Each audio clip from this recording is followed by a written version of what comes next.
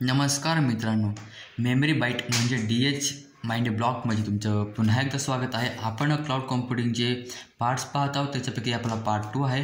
त्याच्यापैकी आपला पहिला question load balancing. Load balancing काय असतं की ते अशी एक टेक्निक आहे, आपण समजू शकतो की जे की लोडला बॅलन्स करण्याचं काम करत असते. मी हे जे पार्ट्स आहेत, हे जे टॉपिक्स आहेत ना, हे आधीचे मी शॉर्टमध्ये डिस्क्राईब केलेले आहेत. तुम्ही ते शॉर्टसुद्धा पाहू शकतात. तर आपला लोड बॅलेन्सिंग काय असतो की लोडला डिफरंट मल्टिपल सर्व्हर्समध्ये तो बॅलन्स करून देत असतो. नंतर ॲप्लिकेशन लोड बॅलेन्सर ॲप्लिकेशनसाठी असतो अँड डेटाबेस लोड बॅलेन्सर डेटाबेस जो येत असतो त्याच्यासाठी तो लोड बॅलन्स करण्याचं काम करत असतो. आणि त्याचे काही बेनिफिट्स आहे. बेनिफिट्स म्हणजे जर आपला लोड बॅलन्स झाला, मग लोड बॅलन्स झाल्यामुळे सर्व्हर डाऊन पडत नाही, एका सर्व्हर जास्त लोड येत नाही. लोड न आल्यामुळे आपली परफॉर्मन्स चांगली इन्क्रीज होऊन जाते. आपली लोड न आल्यामुळे आपला अवेलेबिलिटी पण चांगली इन्क्रीज होऊन जाते. त्याची स्केलेबिलिटी पण चांगली इन्क्रीज होऊन जाते. ते इझियर टू स्केल होऊन जातं, म्हणजे आपण त्याला आपल्याप्रमाणे त्याला वाढवू शकतो. नंतर त्याचे जे रिसोर्सेस आहेत ते रिसोर्सेस आपण इफिशियंटली चांगले यूज करू शकतो. म्हणजे जे पण म्हणजे जर लोड पडल्यामुळे ते बंद नाही होते आणि लोड आपण डिस्ट्रीब्यूट करून देतो आहे आणि म्हणून ते आपण चांगल्या प्रकारे ते यूज करू शकतो, असा त्याचा अर्थ आहे.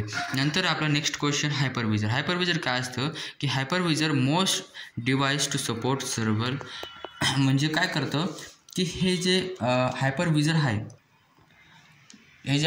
आहे ते हायपरविजर काय करतं की होस्ट डिव्हाइस, म्हणजे एकच डिव्हाइस असतं, एकच होस्ट असतो जो की वेगवेगळ्या VMs मशीनला सपोर्ट करत असतो. ॲट द सेम टाईम तो सपोर्ट करत असतो. Multiple VM on the single physical hardware, म्हणजे मल्टिपल व्हर्च्युअल मशीन्स असतात. म्हणजे एकच विंडो आहे आणि त्या विंडोवर आपण अनेक विंडोज वापरतो आहे किंवा एक विंडो हे लिनक्स हे मॅक असे वापरतो आहे एकाच विंडोवर. याला आपण हायपरविजर म्हणू शकतो. हायपरविजर म्हणजे ते आपल्याला अलो करतं एकच फिजिकल हार्डवेअरला आपण यूज करायला for the multiple virtual machines. Okay, याचे 2 टाईप्स पडतात. टाईप 1 म्हणजे बेअर मेटल हायपरविजर. याला काय असतं की जो आपण बघितलं की विंडोज म्हणजे याला आता समजा आता आपण टाईप 2 पाहले की होस्ट हायपरविजर काय असतो की आपण समजा तुम्हाला माहिती असेल की विंडोजमध्ये आपण व्हर्च्युअल मशीन डाउनलोड करतो. व्हर्च्युअल मशीनमध्ये समजा एक व्हर्च्युअल मशीन डाउनलोड केलं, ह्या व्हर्च्युअल मशीनमध्ये मग आपण लिनक्स डाउनलोड करतो, मग आपण विंडोज डाउनलोड करू शकतो, मग आपण दुसरं लिनक्स 2 डाउनलोड केलं. म्हणजे 3 ऑपरेटिंग सिस्टम आपण ह्या VM मशीनमध्ये डाउनलोड केल्या आणि हे VM मशीन आपण इथं विंडोजमध्ये डाउनलोड केलं आहे. मग आपण काय हा टाईप 2 आहे. म्हणजे मध्ये एक सॉफ्टवेअर असतो. पण टाईप 1 काय की मध्ये सॉफ्टवेअर नसतं, डायरेक्टली कनेक्ट असतं हार्डवेअरला. हे डायरेक्टली कनेक्ट असतं हार्डवेअरला.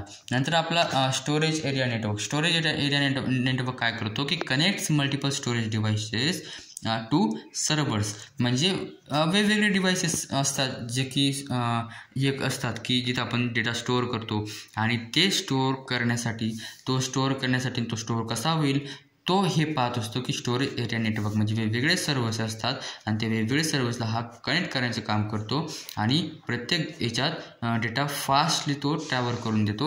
आणि त्याचे काही 3 आपण प्रोटोकॉल्स पाहू शकतो: fibre channel, internet small computer system interface आणि fibre channel over the internet. ठीक आहे. आणि आता आपला नेक्स्ट क्वेश्चन असणार आहे risk assessment and management in the cloud. म्हणजे रिस्क असेसमेंट काय की येणारे जे रिस्क आहेत ते बघा. रिस्क असेसमेंट म्हणजे काय दिलं की understand nature and bite of risk. म्हणजे जे रिस्क आहेत क्लाउडमध्ये येणारे ते क्लाउडचे जे रिस्क आहेत त्यांचं आपण नेचर ओळखायचं. ते रिस्क कोणत्या टाईपचे आहेत, ते खरंच रिस्क आहेत का, ते असेसमेंट करणं, याला आपण रिस्क असेसमेंट म्हणतो. आणि नंतर बघा त्याचे काही स्टेप्स दिलेत की आयडेंटिफिकेशन. पहिला आपल्याला ते ओळखावं लागेल की तो रिस्क कोणता आहे. नंतर त्याला ॲनालाइज करावं लागेल. ॲनालाइज करणं म्हणजेच त्याला आपल्याला बघून घ्यावं लागेल की तो रिस्क कोणत्या याचा आहे. आणि नंतर म्हणजे रिस्क अंडरस्टँड करायचं बघा त्याला. आणि तो पोटेन्शियल म्हणजे तुम्हाला कोणत्या प्रकारे तुमचं नुकसान करू शकतो असं ॲनालाइज करणं. नंतर इव्हॅल्युएशन म्हणजे तो जो रिस्क आहे त्याला त्याचं प्रायोरिटी ओळखणं की तो खरंच इम्पॅक्ट करणार आहे का, केवढं इम्पॅक्ट करणार आहे, आणि तशा प्रकारे त्याला रँकिंग लावून देणं. म्हणजे पहिला की याला हा जो रिस्क आहे तो रिस्क खूप महत्त्वाचा आहे, पहिले याला सॉल्व्ह करावं लागेल, नंतर बाकीच्यांना सॉल्व्ह करावं लागेल, असं आपण इव्हॅल्युएशन करतो. त्याचे काही टाईप्स ऑफ रिस्क बघू शकता तुम्ही की किती प्रकारचे टाईप्स जे रिस्क असतात क्लाउड कंप्युटिंगमध्ये ते बघू शकतात. जसं की डेटा ब्रीचेस. डेटा ब्रीचेस म्हणजे काय की एखादा सेन्सिटिव्ह डेटा आहे आणि तो सेन्सिटिव्ह डेटा लीक होऊन गेला त्याला आपण डेटा ब्रीचेस म्हणतो. डेटा लॉस म्हणजे एखादी ॲक्सिडेंट होऊन गेला, सर्व्हर काहीतरी इलेक्ट्रॉनिक सर्किट काहीतरी होऊन गेलं, किंवा समजा तिथं काहीतरी डिझास्टर होऊन गेलं, तसंच त्याला आपण डेटा लॉस म्हणतो. त्याच्यामुळे डेटा लॉस होऊ शकतो. नंतर सर्व्हिस डाऊन टाईम म्हणजे सर्व्हिसमध्ये काहीतरी डाऊन टाईम आल्यामुळे सर्व्हिस जे सर्व्हर आहे ते फेल होऊ शकतं. नंतर कंप्लायन्स व्हायलेशन, नंतर वेंडर लॉक इन आपण मागे पाहिलं. नंतर इन्शुरन्स, इंटरफेस आणि APIs व्हल्नरेबिलिटीज असतात, एक्सप्लॉइट असतात, ते आपण बघणं हे असतात काहीतरी टाईप्स. ठीक आहे, रिस्कचे. नंतर रिस्क मॅनेजमेंट काय असतं. रिस्क मॅनेजमेंट म्हणजे आपण आता बघितलं की रिस्क काय असतं आणि त्याला कसं बघायचं, त्याची रँकिंग कशी करायची ते बघितलं. पण त्याला सॉल्व्ह कसं करायचं ते असतं risk management. Strategy to manage and mitigate identified risk म्हणजे जे आपण आयडेंटिफाय केलेले रिस्क आहेत त्यांना मॅनेज करणं. म्हणजे risk can reduce, transferred, accepted or avoided. म्हणजेच तो रिस्क जो आहे आलेला रिस्क आपण जे त्याला फाईंड केला आहे तो रिस्क रिड्यूस होणार आहे का, ट्रान्सफर होणार आहे का, ॲक्सेप्ट होणार का. ॲक्सेप्ट म्हणजे हा खरंच रिस्क आहे, याला सॉल्व्ह करावं लागेल. अवॉइड होणार आहे म्हणजे अवॉइड करून देऊ आपण त्याला की नाही बोया काहीच कामाचा रिस्क नाही आहे, याच्यामुळे काय आपल्या कंपनीला नुकसान होणार नाही, असं ते आहे. बघा ते दिले इथं रिस्कचे स्ट्रॅटेजीज की कसं बघायचं. अवॉइडन्स बघतो आपण की तो प्लॅन आहे का बुवा, म्हणजे alternating plans procedure to avoid risk.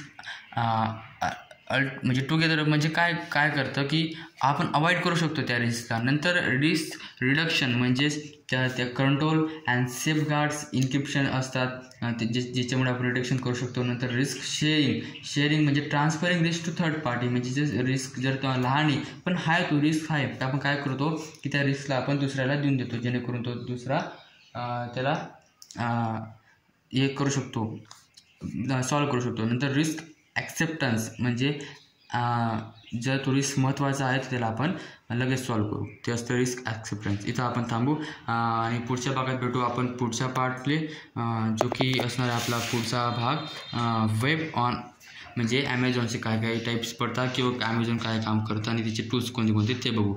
इथं आपण थांबू, पुढच्या भागात भेटू. धन्यवाद.